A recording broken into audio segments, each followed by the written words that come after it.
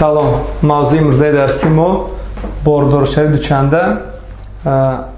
Аслан бордоршави дучанда хуси растаниҳои гулдор мебошанд. Растаниҳое ки гул надоранд, дар онҳо бордоршави дучанда ба амал намеояд. Барои чӣ? Барои он ки дар онҳо гул дида намешавад. Аслан бордоршави дар гул ба амал меояд ва узвҳои асосии ҷинсӣ низ дар гул ҷойгир мебошанд, ки онҳо тухмдон ва гардбарг мебошанд.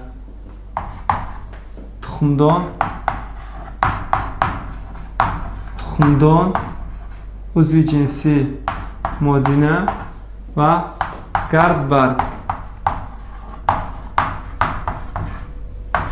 узви ҷинсӣ нарина мебошад. тухмдон аз кадом қисматҳо иборат мебошад? Бибинед.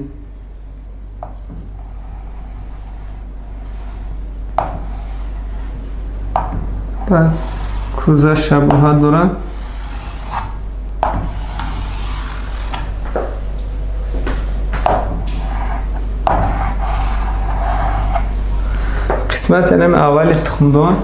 қисмати аввали тухмдон гардгирак ном дорад. Гардгирак. ва ана ин қисмат бошад сутунчаи борик. Сутунча. ва ана ин қисмате ки мо мебинем, қисмат ном дорад ғура. Ғура ном дорад. Дар дохили ғура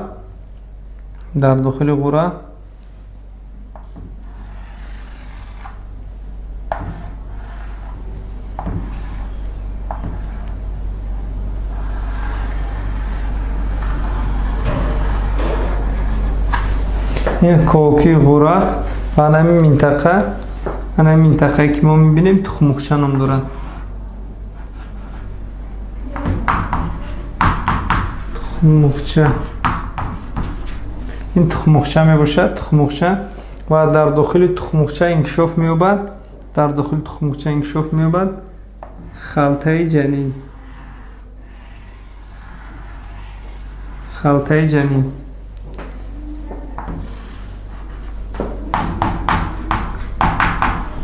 Халтаи ҷанинида. Халтаи ҷанин. ва чӣ гуна дар дохили тухмухча халтаи ҷанин ва тухмуҷайра ҳосил мешавад? Бибинед, дар ан дохили тухмухча, холиги тухмухча дар холиги тухмухча амира мо калон карда агар нишонтем, ана холиги тухмухча бошад. агар холиги тухмухча, дар дохили холиги тухмухча якто спора ҳосил мешавад. ва дар асл ном дорад мегаспора. Мегаспора агар донед аслан бо роҳи меёз ҳосил мешавад, бо роҳи тақсимшавии меёзӣ бо роҳи меёз тақсим мешавад. чорто анами спора ҳосил мешавад. се тои андозааш хурд аст, ноусвор аст, нобуд мешавад ва аз онҳо яктоаш мемонад. анами якто спораи калон ном дорад мегаспора ном дорад. баъд анами мегаспора аслан ташаккул ёфта анами ядрои мегаспора якто буд ки тақсим мешавад, аз якто дуто ҳосил мешавад. аз якто дуто, аз дуто оянда чорто, ай чорто чандто? ҳашто. бо роҳи митоз тақсим мешавад. тақсимшавӣ бо кадомро сурат мегирад? Митоз.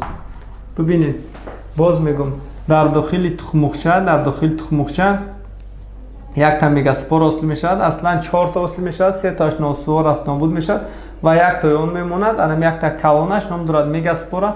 анам ядрои дохили мегаспора се карат бо роҳи митоз тақсим мешавад. якум аз якто дуто, дуюм карат аз ду чорто, сеюм да аз чор ҳашто. ҳашто чӣ ҳосил мешавад? ҳашто ядро ҳосил мешавад ва ин ядроҳо дар ду тараф чортоӣ қарор мегиранд. чортоги дар ду тарафи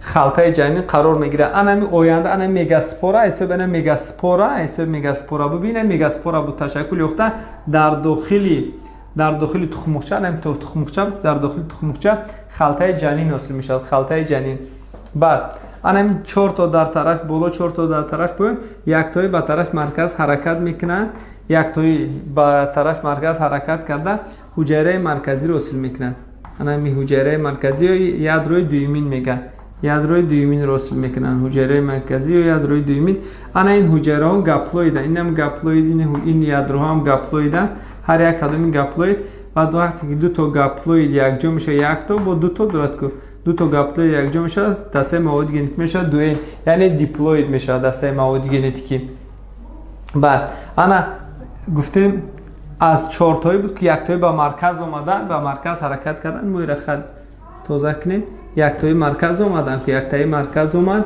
و در طرف بالامون در طرف بالا 3 تامون 3 تا حجره‌مون و نه 3 تا که در طرف بالامون نام گرفت انتیپود 3 تا که در طرف بالا بوده انتیپود و در طرف پایین یک تاش باز خوبتر تشکل مییابد حاصل میکنه تخم حجره رو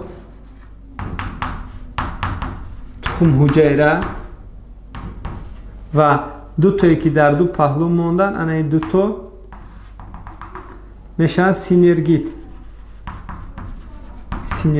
کمی از پروگرام مکتبی بیرونتر است اما دونستن خوب است برای شما آینده ها ممکن بعضی یک کس الیمپیادیست باشد تماشا هم کند مقصد فایده میگیرد این چیز بعد این دو تا سینرگیت بالا انتیپود مابین در حجره مرکزی و اینجا تخم حجره گاپلوید است دسته مواد ژنتیکی خلاص در داخل خلطه جنین همین خلطه جنین است ببینید چی حاصل میشه یک تا تخم حجره حاصل میشود و در مرکز یک تا حجره مرکزی دیپلوید تخم حجره گاپلوید است تاق دسته مواد ژنتیکیش حجره مرکزی باشد دیپلوید از دسته مواد ژنتیکی یعنی با چنین رو در داخل تخمچه خلطه جنین و در داخل خلطه جنین یعنی چگونه حجره مرکزی و تخم حجره حاصل شد ما دیده بر اومدیم و بعد در داخل عضو جنسی مردانه نام دارد عضو جنسی مردانه نام دارد گردبرگ دارد پایچه گردبرگ این پایچه گردبرگ و در قسمت بالا چی دارد گردان و در داخل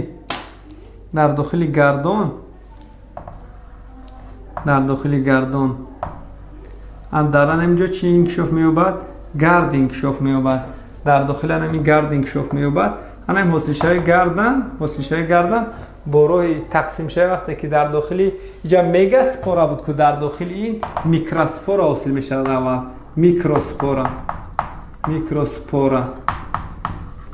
حاصل میشد میکروسپورا اینجا میکروسپورانگ میگن همین خالیگی را لانچورا میکروسپورانگ در داخل میکروسپورا حاصل میشد و همین میکروسپورا آینده به چی برای میتاز تقسیم میشه این خودش میکروسپورایی که ما گفتیم در داخل 4 تاگی حاصل میشه در هر یک دوره 4 تا حاصل میشه برای یک حجره اولین یک تا اسپور اولین تقسیم میشه 4 تا میکروسپورا را حاصل میکنه و از این 4 تا میمونه چه خیلی که ما گفتیم در تخم حجره هم 4 تا حاصل میشه یک تا کلون 3 تا دیگر خرد ها نابود میشن کلون میموند در این باشه 4 تا اندازه شون خرد حاصل میشه و اونها نابود نمیشن و بعد از این همین سپور این دانچه گرد اصلا میگیم دانچه گرد که حاصل میشه همین دانچه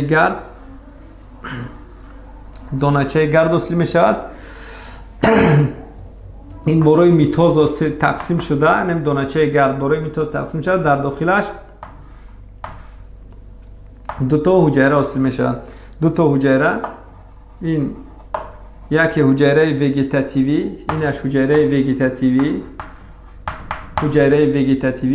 دیگرش باشد این حجره چه حجره گنراتیوی حاصل میشد حجره گنراتیوی و من بعد این حجره گنراتیوی تقسیم شده به چی بدل میگردد با 2 تا نطفه حاصل میکنند 2 تا نطفه این که چی میگیم سپرمی انا چیه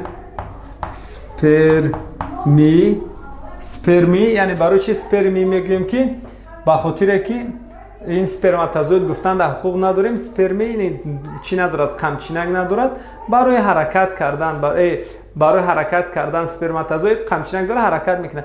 اما در سپرمی چی ندارد؟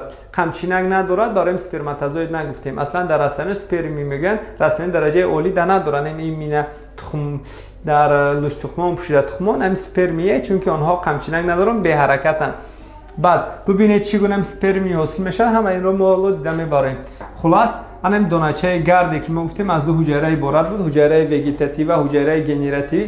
بعد از اون که انم این دانچه گرد به کجا میافتد؟ به گردگیرک تخمدان میافتد. به گردگیرک تخمدان میافتد. در اینجا گفتیم از دو حجره عبارت میباشد، از دو حجره، یکی حجره وگتاتیو دیگری حجره گنراتیوی. از حساب حجره وگتاتیوی، از حساب حجره وگتاتیوی چی حاصل میشود؟ گردنچه. از حساب حجره وگتاتیوی حاصل میشود گردنچه. این راه حاصل میکنه، تونل، راه، برای اونکه حجره گنراتیوی حرکت کرده آید. بعد حجره گنراتیوی باشد یک تا بود که در راه اومده بروی میتاز تقسیم میشه، از یک تا چند تا حاصل میشه؟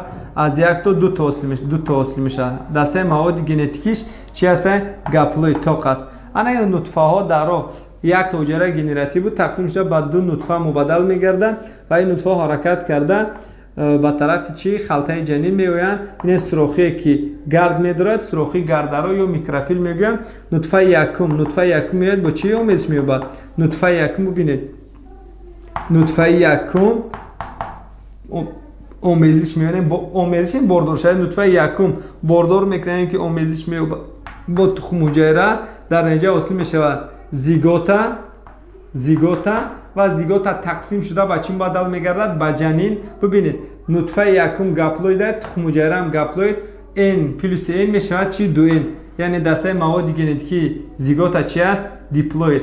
ان نطفه دوم باشد، نطفه دوم حرکت کرده میاد با چی؟